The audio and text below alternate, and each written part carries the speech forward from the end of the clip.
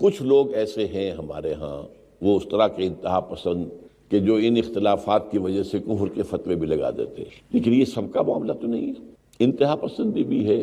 جیسے میں نے ابھی کہا، ہمارے ہاں ایک کلرجی ایک پیشہ بن گیا ہے جو کہ اسلام میں تو ہے ہی نہیں۔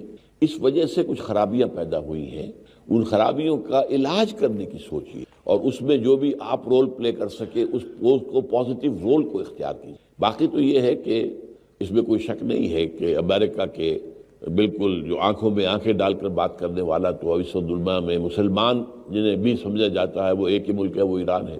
اگرچہ آپ کہہ نہیں سکتے، یہ بھی اب اندازہ ہو رہا ہے کہ شاید اندر خانے ان کی آپس میں کوئی انڈرسٹینڈنگ ہو چکی، جو ساری دھمکیاں تھیں کہ اب حملہ کر دیں گے، اب یہ کر دیں گے، وہ کر دیں گے، وہ سب ختم ہوئی چیز، اس لیے کہ وہ اب اصل میں انتظار کر رہے ہیں کہ ایران کے اندر ہی ایک کاؤنٹر ریولوشن اٹھا دیں، تو وہ اپنی جگہ پر ایک علیحدہ مسئلہ ہے۔ ہمارے مسلمان حکمران اکثر و بیشتر جو ہے وہ امریکہ کے ہاتھوں بکے ہوئے ہیں، خاص طور پر عرب جتنے بھی ہیں وہ سب امریکہ کے ہاتھ میں بکے، ہمارے بھی، ہمارا مشرف بھی تھا اور اب یہ بھی ہے، یہ بھی سب، یہ تو آئے ہی امریکہ کے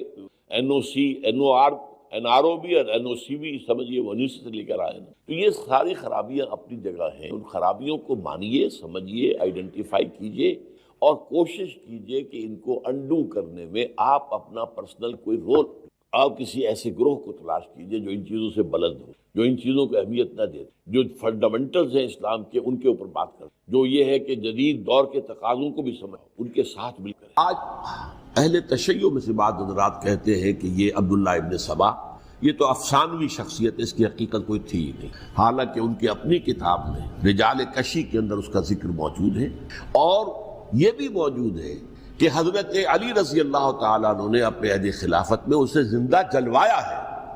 اس کی وجہ کیا تھی؟ یہ آیا مدینے کے اندر اسلام کا لبادہ اوڑھ کر اس نے چند عقیدوں کی اشاعت شروع کی۔ سب سے پہلے حضرت علی تو خدا ہیں، گاڈ انکارنیٹ، اوتار کا تصور، جیسے ہندوؤں میں ہے رام چندر جی خدا کا اوتار، اور عیسائیت میں بھی پہلے گاڈ انکارنیٹ کا تصور تھا کہ حضرت مسیح خدا کا اوتار ہے، انکارنیشن آف گاڈ۔ تو اس نے کہا کہ حضرت علی تو خدا کا اوتار ہے، خدا ہے۔ نمبر 2 اس نے کہا کہ ہر نبی کا ایک وصی ہوتا ہے جس کے حق میں وہ وصیت کرتا ہے، تو حضور صلی اللہ علیہ وسلم کے وصی حضرت علی ہیں، لہذا خلیفہ تو اول روز سے حضرت علی ہیں، حضرت ابو بکر، حضرت عمر، حضرت عثمان یہ تو غاصب ہیں، اور حضرت عثمان کی خلافت تھی اس وقت تو خاص طور پر۔ پھر اس نے جو قبائلی عصبیت تھی اسے بھڑکایا۔ پرانی جو عصبیت چل رہی تھی قریش کے اندر، وہ 2 گھرانے ایک دوسرے کے مد مقابل تھے۔ دیکھیے، ایک ہوتا ہے قبیلہ، ایک ہوتا ہے گھرانہ۔ ہمارے پنجاب میں ایک قبیلہ ہے وٹو قبیلہ، اس کے گھرانے بہت سے، مانے کے، لالے کے، فجے کے، شامت کے، یعنی کوئی لالا تھا ان میں سے بڑا، ان کے بیٹے ہو گئے لالے کے، ان کی اولاد، خاندان یہ کہلاتے ہیں۔ قبیلہ ایک، یہ وٹو قبیلہ۔ تو قبیلہ تھا قریش، اس میں گھرانے بہت تھے، بنو ہاشم، بنو امیہ، بنو تیم، بنو عدی، یہ بہت سے گھرانے تھے۔ تو چوٹی کے 2 گھرانے جو تھے وہ بنو ہاشم اور بنو امیہ، ان کے درمیان چپقلش تھی، مقابلہ، مسابقت، اور یہ مسابقت فی الخیر بھی ہوتی تھی۔ اگر انہوں نے غریبوں کو کھانے کھلائے ہیں تو ہم ان سے بڑھ کر کھلائیں گے، اگر وہ حاجیوں کی خدمت کرتے ہیں تو ہم ان سے بڑھ کر کریں گے۔ تو ان کے اندر یہ مسابقت فی الخیر بھی تھی، لیکن چپقلش تھی کہ کوئی ہم سے آگے نہ نکل جائے، وہ سمجھتا تھا وہ آگے نہ نکل جائے۔ اس شخص نے اس پرانی عصبیت کو تازہ کیا کہ حضور تو بنو ہاشم میں سے تھے، لہذا خلافت حق ہے بنو ہاشم، یہ غاصب ہے۔ اس سے پہلے 2 خلفاء جو تھے وہ نہ بنو ہاشم سے تھے نہ بنو امیہ سے تھے۔ حضرت ابو بکر بنو تیم میں سے تھے، چھوٹا قبیلہ تھا۔ حضرت عمر بنی عدی میں سے تھے، وہ بھی چھوٹا قبیلہ تھا۔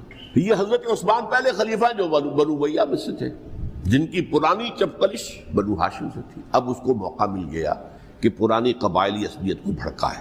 یہ ہے اصل میں اس فتنے کا پس منظر عبداللہ ابن سبا نے جو آ کر پھیلایا ہے، اور اس کی تفصیل میں اس وقت میں نہیں جا سکتا، کیسے یہ فتنہ پروان چڑھا، کیا انہوں نے اسٹریٹجی اختیار کی، کہ یہ کیا کرتے تھے، گروہ بنا کر بھیجتے تھے لوگوں کو، کوفے میں جاؤ تو وہاں پر دمشق کے گورنر کے خلاف اور مصر کے گورنر کے خلاف الزامات لگاؤ، اس نے یہ کیا، وہ غبن کر گیا، وہ یہ کر گیا، وہ خیانت کر رہا ہے، وہ رشتہ داروں کو پال رہا ہے، اور عثمان کے خلاف بھی تقریریں کرو رضی اللہ تعالیٰ عنہ۔ دمشق میں جاؤ تو کوفے کے گورنر کے خلاف، کیونکہ دمشق کے گورنر کے خلاف بات کرو گے تو لوگوں کو معلوم ہوگا کہ یہ جھوٹ بول رہے ہیں۔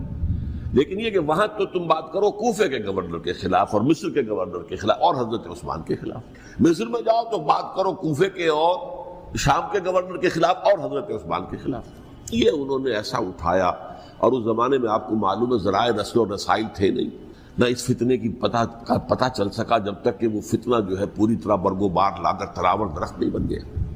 اس کے نتیجے میں حضرت عثمان رضی اللہ تعالی عنہ شہید، اور خلیفہ پھر حضرت علی رضی اللہ تعالی عنہ کو انہی سوائیوں نے، جنہوں نے گھیراؤ کیا تھا، جنہوں نے حضرت عثمان کو شہید کیا ہے، یہی حضرت علی رضی اللہ تعالیٰ عنہ کے ارد گرد ہوئے، اور حضرت علی رضی اللہ تعالیٰ عنہ بھی نہیں چاہتے تھے خلافت کی بیعت لینا، لیکن آخر کیا کرتے؟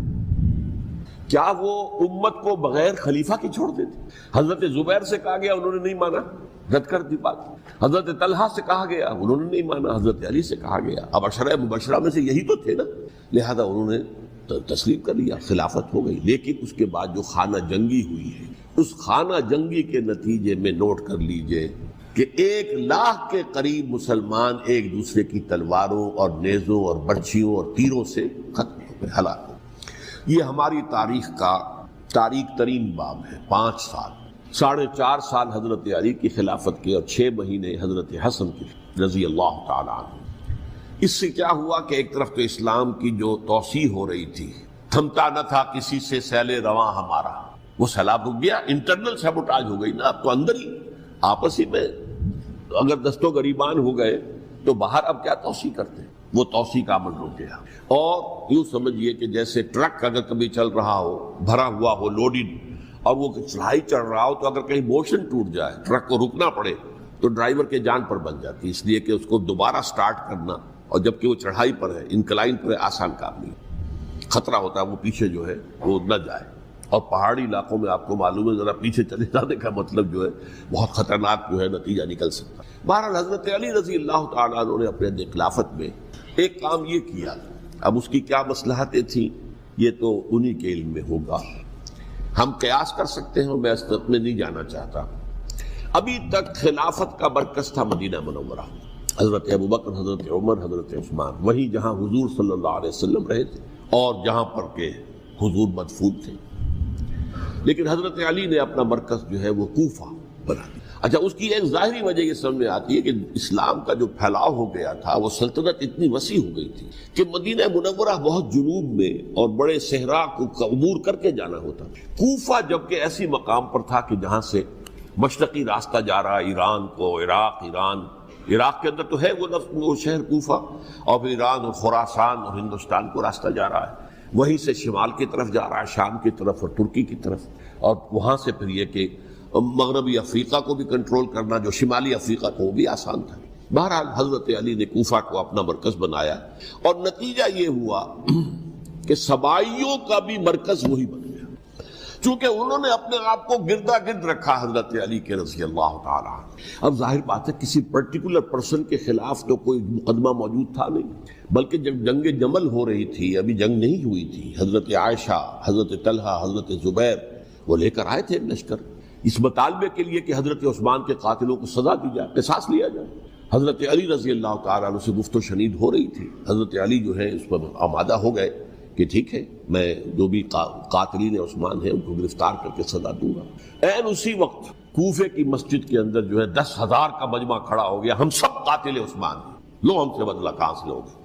اور انہوں نے کیا کیا، جاتے ہی جنگ چھیڑ دی، جب چھڑ جائے تو یا مرو یا مارو، اس کے علاوہ تو کوئی چارہ کار ہوتا ہی نہیں۔ ایک رات میں 10,000 مسلمان شہید ہوئے، جن میں 2 عشرہ مبشرہ میں سے حضرت زبیر اور حضرت طلحہ رضی اللہ تعالیٰ۔ تو یہ صورت تھی، سبائیوں نے گھیراؤ کیا حضرت علی کا رضی اللہ تعالیٰ۔ حضرت معاویہ دعوے دار نہیں تھے خلافت کے، قطعاً نہیں، ان کا صرف ایک دعویٰ تھا، اور وہ یہ تھا کہ عثمان کے قاتلوں کو گرفتار کرو، یا خود سزا دو یا ہمارے حوالے کرو، ہم اس سے قصاص لیں گے۔ اس لیے کہ قبیلہ بنو امیہ کا تھا، اور حضرت ابی معاویہ بنو امیہ میں سے، تو ایک خاندانی طور پر جو ہے ہم قصاص لیں گے ان سے جنہوں نے قتل کیا ہے حضرت عثمان۔ لیکن یہاں ظاہر بات ہے کہ حضرت علی رضی اللہ تعالیٰ عنہ کی طرف سے مطالبہ یہ ہوتا تھا، تم پہلے میری بیعت کرو، میرے ہاتھ مضبوط کرو تاکہ میں ان کے خلاف کوئی اقدام کر سکوں۔ لیکن انہیں یہ اندازہ تھا کہ اگر میں نے بیعت کی تو ظاہر بات ہے کہ حضرت علی تک پہنچنے سے پہلے مجھے گردن اڑا دیں گے یہ لوگ، اس لیے کہ سبائی جو ہے وہ آپ کو گھیرے ہوئے.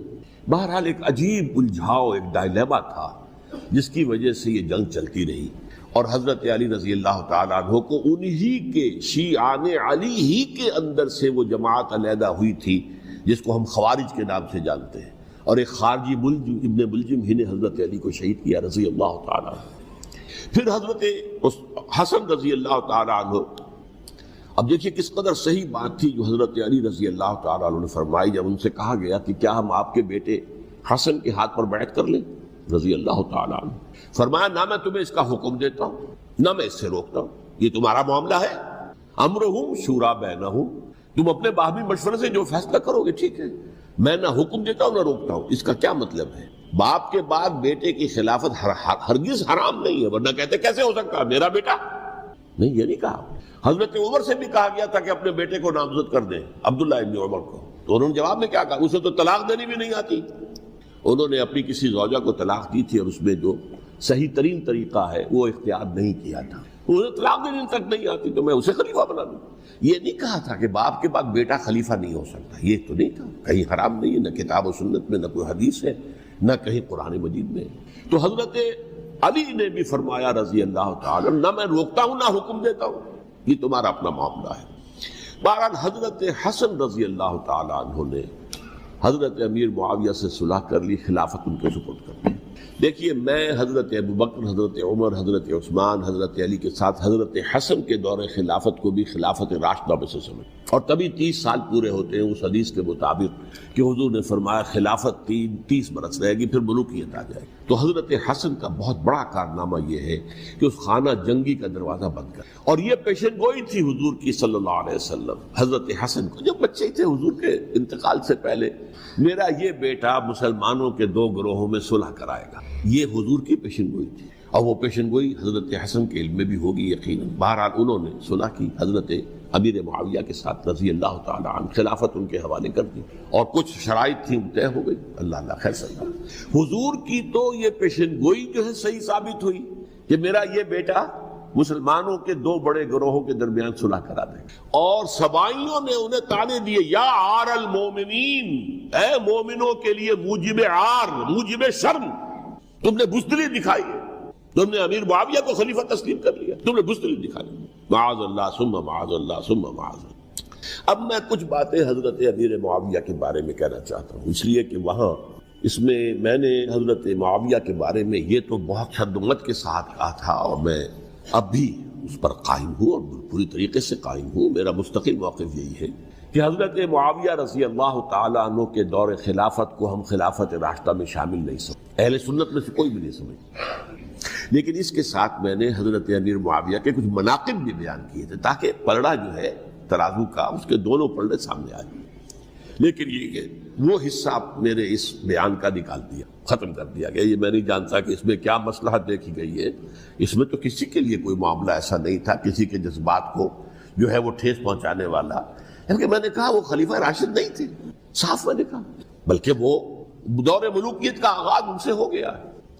بلکہ جب ایک صاحب نے یہ کہا کہ کربلا کے بعد سے دور ملوکیت آ رہی تھی، تو میں نے کہا نہیں جناب، دور ملوکیت تو 20 سال پہلے پوری ہو چکی تھی، شروع ہو چکی. حضرت امیر معاویہ کے بھی 20 سال جو ہے وہ دور ملوکیت میں شمار ہیں. انہیں کسری العرب بھی کہا گیا، عرب کے کسریٰ جو شہنشاہ ایران کا خطاب تھا، حضرت معاویہ رضی اللہ تعالیٰ عنہ کو کسری العرب کہا گیا، عرب کا کسریٰ یہ. لیکن دوسری طرف یہ ہے کہ وہ صحابی رسول ہیں رضی اللہ تعالیٰ، حضور کے برادر نسبتی بھی ہیں، حضور کے سالے ہیں. ان کی ہمشیرہ ام حبیبہ حضور کی زوجہ محترمہ ہیں، ام المومنین ہیں ام حبیبہ رضی اللہ تعالیٰ عنہ. پھر کس قدر معتمد علیہ تھے حضور کے کہ کاتبان وحی میں شامل تھے. وحی کی کتابت کرنے والے چند لوگ تھے جنہیں کہ حضور کہتے تھے کہ اب یہ آیت لکھ لو، ان میں سے ایک امیر معاویہ بھی رضی اللہ تعالیٰ. تو بڑے توازن کی ضرورت ہے. دیکھیے صحابہ کرام کا جہاں تک تعلق ہے، اہل سنت کا موقف یہ ہے کہ صحابہ کلہم عدول، صحابہ سب کے سب نیک نیت ہے، اور ان کی روایت جو ہے قبول کی جائے گی، رد نہیں کی جائے گی، ان پر کوئی جرح و تعدیل نہیں ہوگی، اس لیے کہ ان کا تزکیہ محمد رسول اللہ صلی اللہ علیہ وسلم نے کیا تھا. لہٰذا یہ تو ہو سکتا ہے کہ کسی صحابی سے کوئی خطا ہو جائے، لیکن وہ خطا اجتہادی ہوگی، نیت کی خطا نہیں ہوگی، نیت کی غلطی نہیں ہوگی۔ اگر کسی صحابی کی نیت پر حملہ کیا جائے تو یہ اصل میں طعن ہے، حملہ ہے حضور پر کہ وہ تربیت دے نہیں سکے اپنے ساتھیوں کو، معاذ اللہ ثم معاذ اللہ ثم معاذ اللہ، وہ تزکیہ کر ہی نہیں سکے۔ 3 جگہ جو قرآن میں آیا ہے یتلو علیہم آیاتہ ویزکیہم، تو کیا تزکیہ کیا؟ اگر ان کے قریب ترین ساتھی جو تھے، اگر ان کے اندر بھی بدنیتی تھی اور دنیا کی طلب تھی اور دنیا کے اندر اقتدار حاصل کرنے کا جذبہ تھا، تو پھر کیا تزکیہ کیا؟ معاذ اللہ ثم معاذ اللہ۔ لہذا صحابہ سب کے سب عدول ہیں اور ان سے اختلاف ممکن ہے، لیکن ان کی نیت پر حملہ نہیں ہو سکتا۔ تو حضرت امیر معاویہ کی شخصیت ایک چیز ہے، آپ کا دور خلافت دوسری چیز۔ شخصیت کے اعتبار سے صحابی رسول ہیں، برادر نسبتی ہیں حضور کے صلی اللہ علیہ وسلم، اور پھر یہ کہ اس قدر معتمد علیہ ہے صحابہ میں سے کہ وہ کاتبان وحی، یہ عام آدمی کے کرنے کا کام نہیں تھا جو وحی کی کتابت کرے، اللہ کے کلام کی۔ البتہ یہ ہے کہ جیسا کہ میں نے عرض کیا، ان کا دور خلافت راشدہ نہیں ہے، وہ ملوکیت کا دور ہے۔ یہ میں نے جیسا عرض کیا، میں نے ایک صاحب نے جب یہ کہا کہ ملوکیت شروع ہو رہی تھی، میں نے کہا شروع نہیں ہو رہی تھی، ملوکیت تو 20 سال پہلے شروع ہو چکی تھی۔ اسی طریقے سے ایک صاحب نے کہا تھا کہ اسلام کو قائم کرنے کے لیے حضرت حسین میدان میں آئے، میں نے کہا یہ بھی غلط ہے، اسلام تو 60 سال پہلے قائم ہو چکا تھا، نبی اکرم صلی اللہ علیہ وسلم کے دست مبارک سے اسلام قائم ہو گیا، جاء الحق وزهق الباطل ان الباطل کان زہوقا، پھر 30 برس تک وہ کامل شکل کے اندر قائم رہا۔ تو اسلام جو ہے وہ در حقیقت اب قائم کرنے والی بات نہیں تھی، البتہ اس کے اندر زوال شروع ہو گیا تھا، اس زوال کے عمل کو روکنے کے لیے حضرت حسین میدان میں۔ یہ ایک چیز کو صحیح تاریخی پرسپیکٹو میں رکھنا، تو جس طرح سے دین کو قائم کرنے کے لیے نہیں، قائم تو کیا محمد رسول اللہ صلی اللہ علیہ وسلم والذین معہ رضی اللہ تعالی عنہ، انہوں نے کیا تھا۔ ہاں اب جو ہے وہ اپنی اس شاندار حیثیت سے نیچے گرنے لگا تھا، وہ میں بعد میں عرض کروں گا کہ میں نے اسے کیا عرض کیا تھا کہ یہ اس زوال کو روکنے کے لیے کسی طریقے سے یہ اپنی اصل حقیقت میں قائم رہے، یہ حضرت حسین رضی اللہ تعالیٰ عنہ کی سعی تھی۔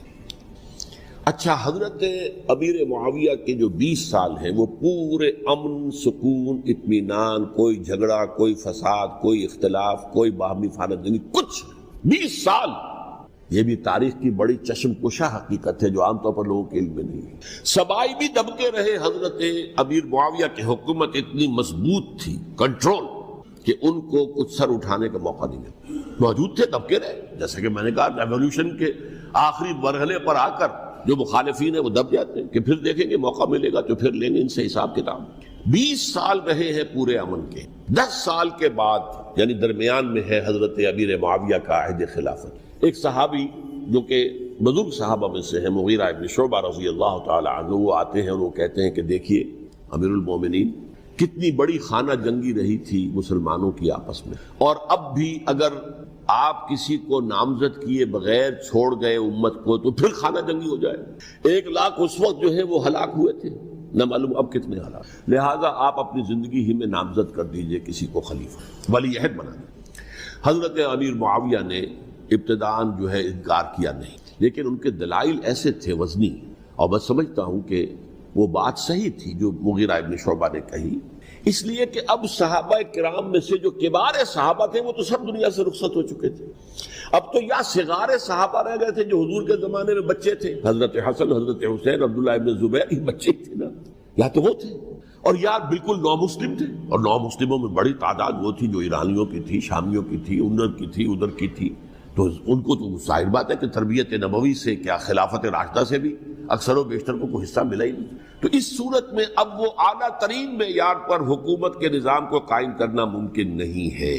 کوئی قبائلی عصبیت جب تک حکومت کی پشت پر نہیں ہوگی، حکومت مستحکم نہیں ہوگی۔ یہ گویا کہ ایک جس کو کہتے ہیں کہ حقیقت بینی، واقعیت پسندی، ایک آئیڈیلزم ہے اور ایک ریئلزم ہے کہ آپ فیکٹس آن دی گراؤنڈ کو غور کریں، سوچیں اس کے اوپر اور پھر کوئی فیصلہ کریں۔ اس اعتبار سے پھر حضرت امیر معاویہ نے بات مان لی اور بیعت لے لی لوگوں سے حضرت یزید کے لیے کہ یہ خلیفہ ہوں گے میرے بعد، اس کو ولی عہدی کہتے ہیں۔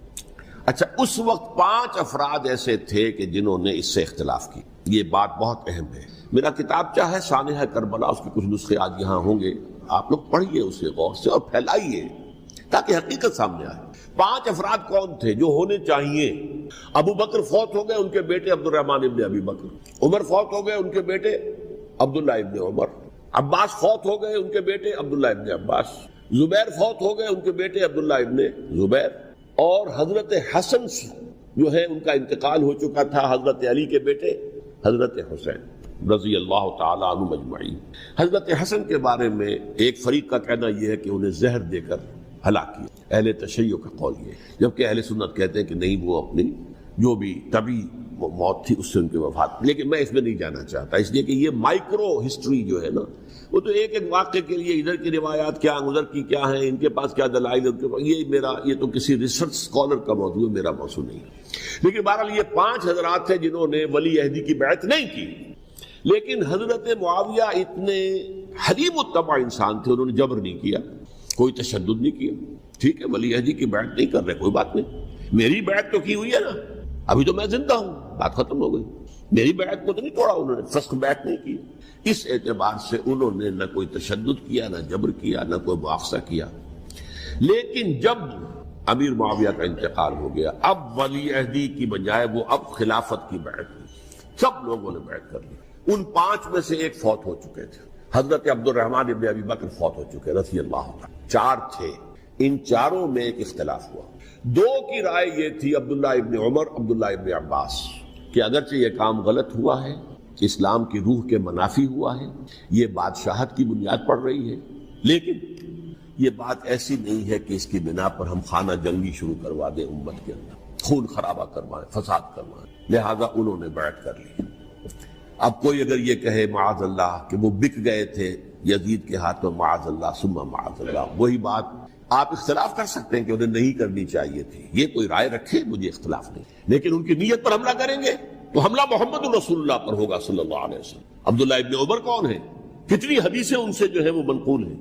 عبداللہ ابن عباس کون ہے؟ جنہیں حضور نے جو ہے جن کے لیے دعا کی تھی، اے اللہ فقہہ فی الدین وعلمہ التاویل، اے اللہ اس نوجوان کو دین کا فہم عطا کر اور قرآن کی تعویل اور تفسیر کا علم عطا کر، حبر الامہ کہلاتے ہیں۔ وہ کہیں پیسوں اور ٹکوں کے عوض بک جانے والے نہیں تھے، انہوں نے امت کی مصلحت دیکھی، نیت جو ہے اس پر حملہ نہ کیجیے، البتہ اختلاف کا حق آپ کو حاصل ہے۔ 2 حضرات جو ہے ڈٹے رہے کہ نہیں، ہمیں کم وقت میں ریزسٹ کرنا ہے۔ عبداللہ ابن زبیر عمر کے اعتبار سے وہ بڑے ہیں، مسلمانوں میں سب سے پہلے ولادت مدینے میں جا کر جو ہوئی ہے وہ عبداللہ ابن زبیر کی ہوئی ہے۔ ہجرت کر کے جب مہاجرین وہاں پہنچے، کچھ عرصے تک کسی کے ہاں کوئی اولاد نہیں ہوئی، تو لوگوں نے تانے دینے شروع کر دیے کہ معلوم ہوتا ہے کہ یہاں آ کر یہ مکے کے رہنے والے جو ہیں کمزور ہو گئے ہیں، ان کے ہاں اولاد ہی نہیں ہو رہی۔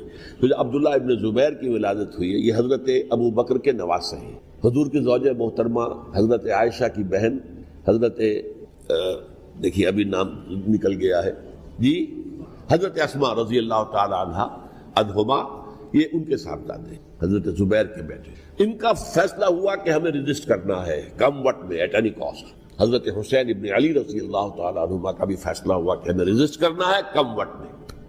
البتہ ان میں بھی ایک اختلاف ہو گیا، یعنی یہ 2 تو جڑے رہے، ان 2 میں اختلاف ہو گیا۔ عبداللہ ابن زبیر کا کہنا یہ تھا کہ ہمیں حجاز میں رہنا چاہیے، یہ سرزمین ہے جس میں نبوت کی برکات سب سے زیادہ ہیں، یہاں ہم مضبوط قلعے کے اندر ہیں، ہمیں یہاں سے جو ہے رجسٹ کرنا چاہیے اور ختم کرنا چاہیے اس نظام کے اندر جو خرابی آ گئی ہے اس کو۔ حضرت حسین رضی اللہ تعالیٰ عنہ کے پاس خطوط کا تانتا بنا ہوا تھا، کوفے سے لوگ خط لکھ رہے تھے، آئیے آئیے آئیے، ہم آپ کے ہاتھ پر بیعت کریں گے، ہم آپ کے ہاتھ پر بیعت کریں گے، ہم آپ کے ہاتھ پر بیعت کریں گے۔ یہی وہ کوفہ جو حضرت علی کا دارالخلافہ رہا تھا اور جو پھر سبائیت کا گڑھ بن گیا تھا۔ چنانچہ حضرت حسین نے حضرت مسلم بن عقیل کو بھیجا وہاں پر کہ میرے نمائندے کی حیثیت سے جا کر وہاں پر بیعت لو۔ 10-12 ہزار افراد نے بیعت کر لی، لیکن اس کے بعد یزید کی طرف سے گورنر بنا کے بھیجا گیا ابن زیاد کو۔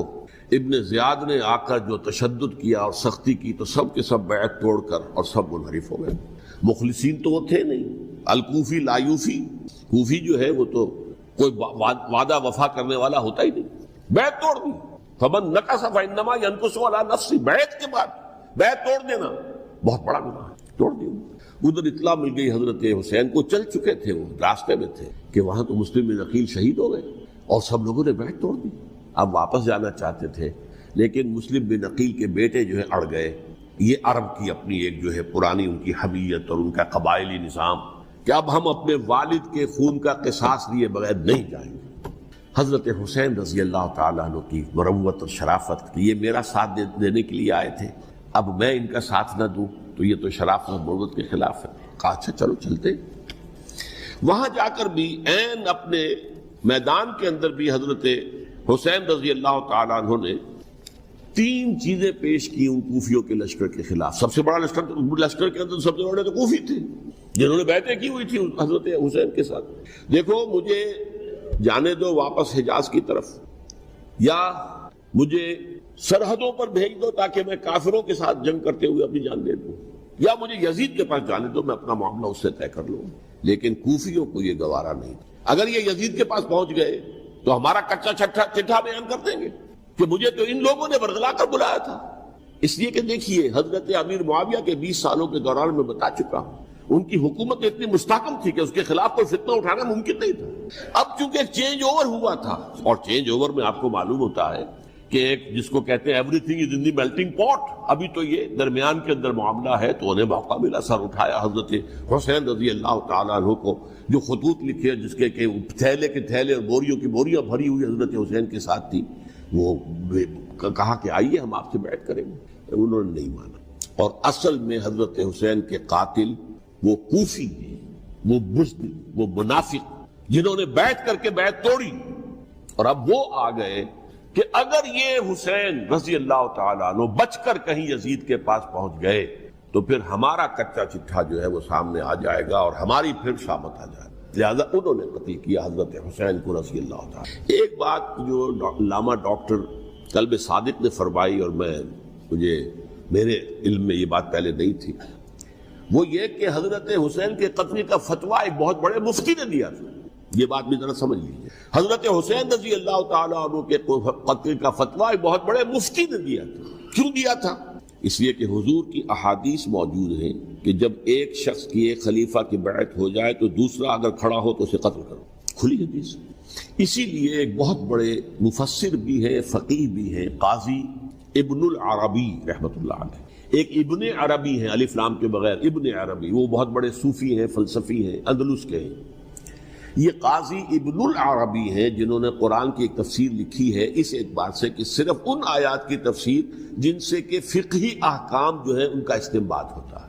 یہ 2 تفسیریں اس طور سے لکھی گئی ہیں قرآن مجید کی، احکام القرآن ان کا نام ہے دونوں کا، جن میں سے ایک جو ہے قاضی ابن العربی کی ہے۔ ان کا ایک جملہ نقل ہوتا ہے، قتل الحسین بسیف جدہ، حسین قتل ہو گئے اپنے ہی نانا کی تلوار سے۔ وہ تلوار کیا تھی؟ جب کسی کی بیعت ہو چکی ہو پھر کوئی کھڑا ہو مدعی خلافت، قتل کر۔ میرے نزدیک حضرت حسین مدعی خلافت نہیں تھے، یہ بات اس وقت سامنے لوگوں کے نہیں آئی، بلکہ حکومت نے یہ باور کرا دیا کہ یہ تو باغی ہے، یہ مدعی ہے خلافت کے۔ انہوں نے تو دعویٰ نہیں کیا خلافت، وہ تو صرف اس عمل کو روکنے کے لیے میدان میں آئے تھے۔ اور اس بات کو اچھی طرح سمجھ لیجئے کہ اس وقت تک یہ جو تصور آج ہمارے پاس ہے کہ ریاست علیحدہ ہے، حکومت علیحدہ ہے، state of Pakistan, we are loyal to the state of Pakistan, ہم ریاست پاکستان کے وفادار ہیں، گورنمنٹ آف پاکستان کے وفادار نہیں ہیں، we are not loyal to the government. Government تو کبھی بے نظیر کی تھی، ہم اس کے خلاف تحریک چلا رہے تھے، یا کبھی کسی اور کی تھی اس کے خلاف تحریک چل رہی ہے، یا کبھی ضیاء الحق کی تھی اس کے خلاف تحریک چل رہی ہے۔ گورنمنٹ کو بدلنا تو عوام کا حق ہے، آج، اس وقت نہیں تھا، اس وقت ریاست اور حکومت کا کوئی فرق نہیں تھا، لہذا جو حکومت سے اختلاف کرے گویا کہ باغی ہے۔ یہ ہے اصل میں وہ پیچیدہ مسئلہ کہ کیوں کسی مفتی نے فتویٰ دے دیا، اس لیے کہ اس وقت تک ریاست اور حکومت کا فرق واضح نہیں تھا دنیا پر۔ یہ تو ابھی کوئی 100-150 سال کی بات ہے کہ آج ہمارا جو پولیٹیکل سائنس کا ایولیوشن ہوا ہے وہ اس سٹیج تک پہنچ گیا ہے کہ اسٹیٹ علیحدہ ہے، حکومت علیحدہ ہے۔ حکومت تو اسٹیٹ کے 3 آرگنز میں سے ایک آرگن ہے، ایڈمنسٹریشن حکومت کی ہے، جوڈیشری ہے اور لیجسلیچر ہے، 3 آرگنز ہیں بڑے بڑے، ان میں سے ایک ہے۔ تو حکومت کو بدلنا تو عوام کا حق ہے۔ حضرت معاویہ صحابی ہیں، کاتب وحی ہیں، حضور کے برادر نسبتی ہیں، صالح ہیں، ام حبیبہ بہن ہے ان کی جو حضور کی زوجہ محترمہ ہے، ان کا مقام بہت بلند ہے، لیکن ہم انہیں خلفائے راشدین میں شامل کرتے اس لیے کہ ان کا جو خلافت کو اختیار کرنا یا حکومت اختیار کرنا یہ قبائلی عصبیت کی بنیاد پر تھا، باہمی مشورے کی۔ غلطی ہر ایک سے ہو سکتی، اور آپ رائے رکھ سکتے، لیکن کسی صحابی کی نیت پر حملے کا مطلب کیا ہے کہ محمد صلی اللہ علیہ وسلم تزکیہ نفس نہیں کرتے. یہ ریفلیکٹ کرے گی حضور کی اس پوری جد و جہد پر کہ شخصیت سازی نہیں کر پائے محمد صلی اللہ علیہ وسلم. نہیں، معاذ اللہ ثم معاذ اللہ ثم. حضرت معاویہ نے خط لکھا، اور رومی کتے، اگر تو نے دارالاسلام پر حملہ کرنے کی جرت کی تو سن لے کہ علی کی طرف سے لڑنے والوں میں سب سے پہلے معاویہ ہوگا تیرے خلاف. حضرت علی کو انہوں نے شہید کیا جو ان کے ساتھی تھے خوارج. جنگ صفین میں حضرت معاویہ کے کہنے سے عمرو بن العاص رضی اللہ تعالیٰ عنہ نے قرآن مجید جو ہے نیزے پر اٹھا لیا کہ لڑائی بند کرو، قرآن کو حکم بنا لو، جو قرآن فیصلہ کر دو ہم بھی قبول کریں. تو حضرت علی کا خیال یہ تھا رضی اللہ تعالیٰ عنہ یہ چال ہے، اور انہوں نے روکا اپنے ساتھیوں. لیکن اکثر لوگوں نے کہا قرآن حق سے ہاتھ کیسے ہتھیار چلا. اس میں میرا ذہن جاتا ہے ایک حدیث کی، بڑی اہم حدیث ہے، اور اس کے راوی حضرت علی ہیں. حضرت علی فرماتے ہیں کہ حضور نے فرمایا انہا ستکون فتنۃ، ان قریب ایک بہت بڑا فتنہ رونما ہوگا. حضرت علی فرماتے ہیں میں نے عرض کیا مل مخرج منہا یا رسول اللہ، اس سے نکلنے کا راستہ کون سا؟ فرمایا کتاب اللہ فیہ خبر ما قبلکم و نبأ ما بعدکم و حکم ما بینکم. اس قرآن میں تم سے پہلے لوگوں کی خبریں موجود، بعد آنے والوں کے حالات موجود ہیں، اور تمہارے درمیان جو اختلافات بھی پیدا ہوں گے ان کا حل موجود ہے. تو کیسے نہ مانتے ہیں قرآن کو حکم بنایا جائے. بہرحال اس کے نتیجے میں جو بھی ہوا ہے یہ اب تاریخ کا معاملہ ہے، میں اس تفصیل میں نہیں، مسئلہ حل نہیں ہو سکتا. لیکن حضرت علی کی خلافت جو ان کے ہاتھ پر بیعت ہو گئی تھی وہ چلی، لیکن 4.5 برس سوائے خانہ جنگی کے اور کچھ نہیں. وہ جو قافلہ آگے چل رہا تھا سیل رواں، وہ 1 انچ بھی آگے نہیں بڑھا. البتہ قیصر روم نے جب دیکھا یہ تو آپس میں لڑ رہے ہیں، اب موقع ہے میں حملہ کروں. چونکہ وہاں قریب ترین تو حضرت امیر معاویہ بیٹھے ہوئے تھے نا شام میں، شام سے ملحق تھا نا آگے قیصر. حضرت معاویہ نے خط لکھا، اور رومی کتے، اگر تو نے دارالاسلام پر حملہ کرنے کی جرت کی تو سن لے کہ علی کی طرف سے لڑنے والوں میں سب سے پہلے معاویہ ہوگا تیرے خلاف. لہذا اس نے جرت. بہرحال حضرت علی کو شہید کرنے والے تھے ایکسٹریمسٹ جو خود ان کے اپنے ساتھیوں میں سے. انہوں نے کہا وہ کہا حکم کیوں مانا؟ ان الحکم الا للہ، اللہ کے سوا کسی کا حکم نہیں، قرآن حکم نہیں ہے، کیوں مانا تم؟ اور اگر مانا تھا تو اب حکم کے بعد کیوں نہیں مانتے؟ چھوڑ دو خلافت.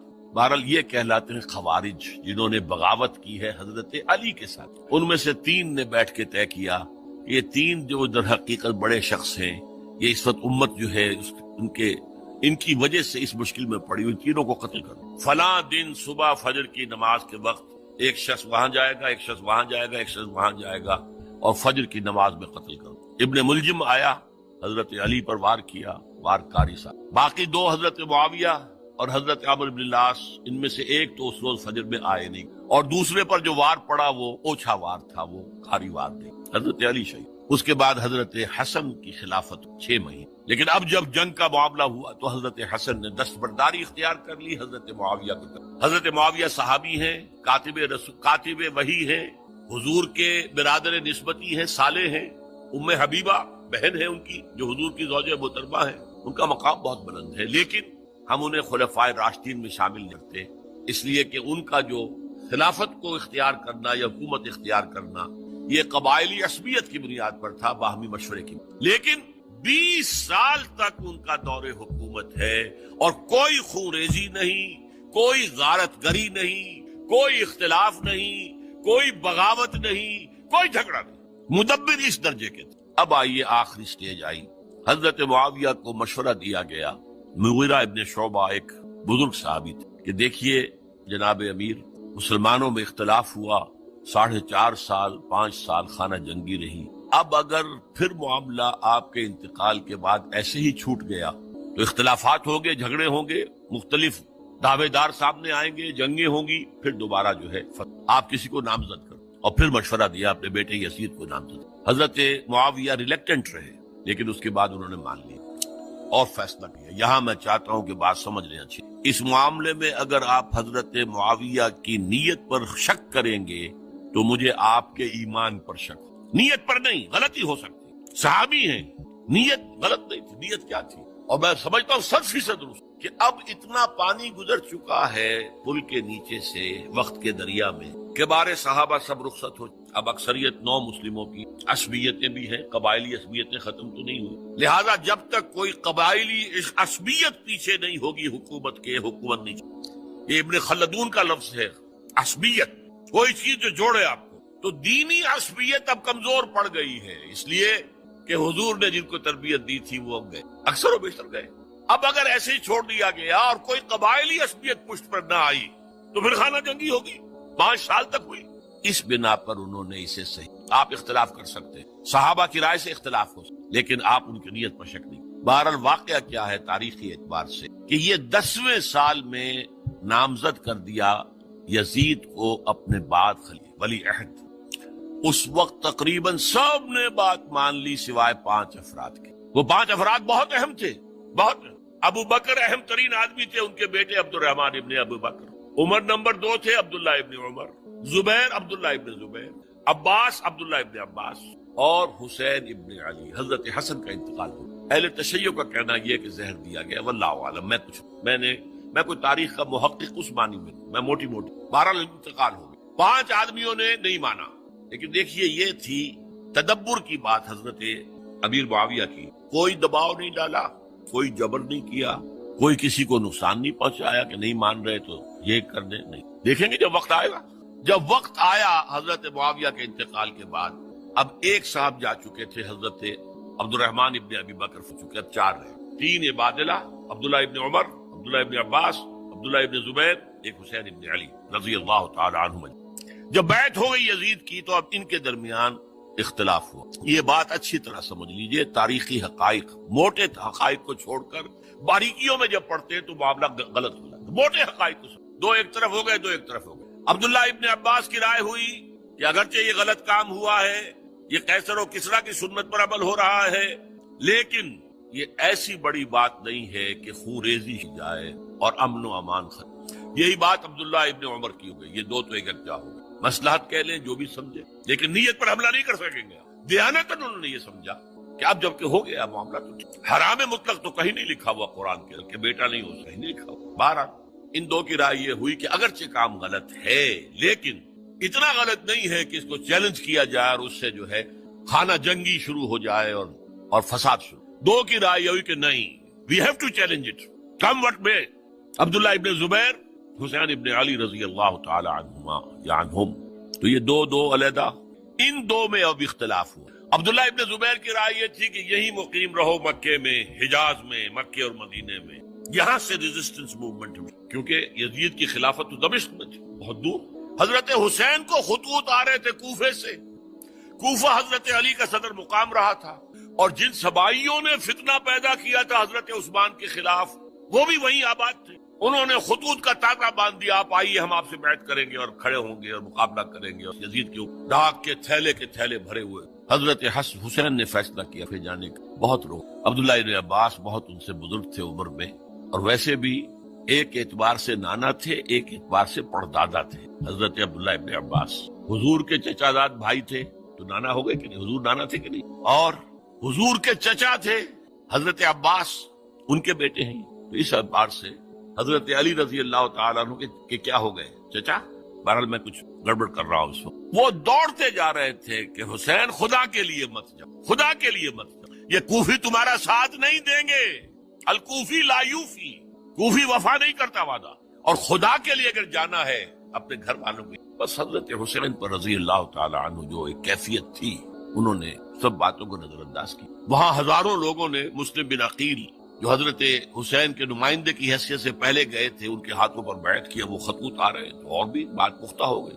ابھی راستے ہی میں تھے کہ پتہ چلا کہ ابن زیاد گورنر بن کر آیا ہے، اور اس نے جو وہاں پر تشدد کیا ہے اور ڈنڈا برسایا ہے، سب بیعت توڑ کے گھروں میں چھپ گئے، اور مسلم بن عقیل جو ہیں وہ بے یار و مددگار شہید۔ حضرت حسین نے ارادہ کیا کہ واپس۔ اب مسلم بن عقیل کے بیٹے جو ہیں، وہ عرب کی ایک غیرت ہے، ایک آنر جسے آج کہیں، ہم اپنے باپ کا بدلہ لیے بغیر نہیں جائیں، اور حضرت حسین کی شرافت، لوگ میرے ساتھ ہے، میرا ساتھ، اب میں ان کا ساتھ کیسے۔ بہرحال وہ حادثہ فاجعہ ہو، اور اس میں سب سے بڑا سبب کی طرف کسی کے، افسوس یہ ہے کہ میرا اس پر جو کتاب چاہے سانحہ کربلا، وہ آؤٹ آف پرنٹ تھا۔ کوشش تھی کہ آج یہاں وہ پیش کیا جاتا، مختصر ترین، لیکن آپ دیکھیں گے کہ کلیئر ہو جاتی ہے۔ 2 کتابچے ہیں، شہید مظلوم، میرے نزدیک مظلوم ترین شہید حضرت عثمان رضی اور سانحہ کربلا، بہت بڑا سانحہ، کوئی شک نہیں۔ حضرت حسین کے صبر اور مصابرت اور استقلال اور شجاعت یہ مثالی ہیں تاریخ کے اندر۔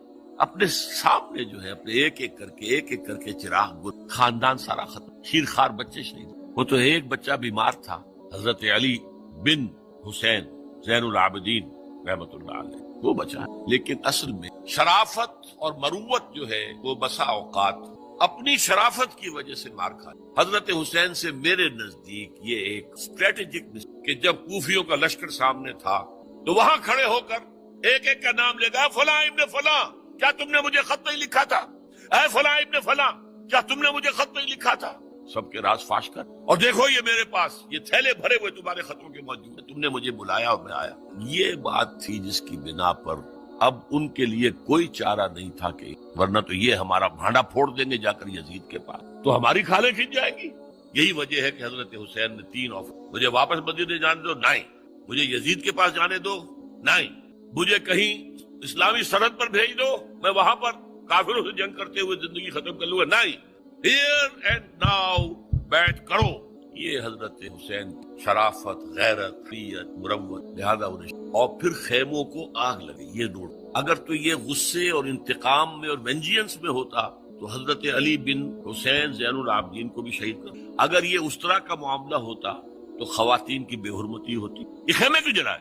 تاکہ وہ جو ایویڈنس ہے وہ ختم ہو جائے، ہمارے خلاف یہ جو ڈاکومنٹری پروف لیے پھر رہے ہیں، خیمے جلیں گے اور یہ تھیلے بھی جل جائیں گے اور ہم بن۔ یہ ہے میرا تجربہ۔ بہرحال اس میں کوئی شک نہیں کہ تاریخ انسانی کے عظیم حوادث اور میرے نزدیک حضرت حسین رضی اللہ تعالیٰ عنہ کا اختلاف کر سکتا ہے، جو چاہے کرے، حضرت حسین سے اختلاف کرے اور اتفاق کرے حضرت عبداللہ ابن عمر، عبداللہ ابن عباس کے ساتھ، اور اگر حضرت عبداللہ ابن عباس اور عبداللہ ابن عمر سے اتفاق کرے اور حضرت حسین ان سے اختلاف کرتے، معصوم کوئی نہیں۔ ہمارے نزدیک معصومیت خاصہ نبوت ہے، نبوت ختم ہوئی حضور پر، معصومیت ختم۔ غلطی ہر ایک سے ہو سکتی اور آپ رائے رکھ سکتے، لیکن کسی صحابی کی نیت پر صحابی کی نیت پر حملے کا مطلب کیا ہے کہ محمد صلی اللہ علیہ وسلم تزکیہ نفس نہیں کرتے۔ یہ ریفلیکٹ کرے گی حضور کی اس پوری کی پوری جد و جہد پر کہ شخصیت سازی نہیں کر پائے محمد صلی اللہ علیہ وسلم، نہیں، معاذ اللہ ثم معاذ اللہ ثم۔